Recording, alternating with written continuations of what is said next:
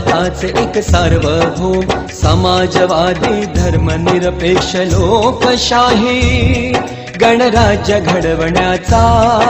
व त्याच्या सर्व नागरिकास सामाजिक आर्थिक व राजनैतिक न्याय विचार अभिव्यक्ती विश्वास श्रद्धा व उपासना यांचे स्वातंत्र्य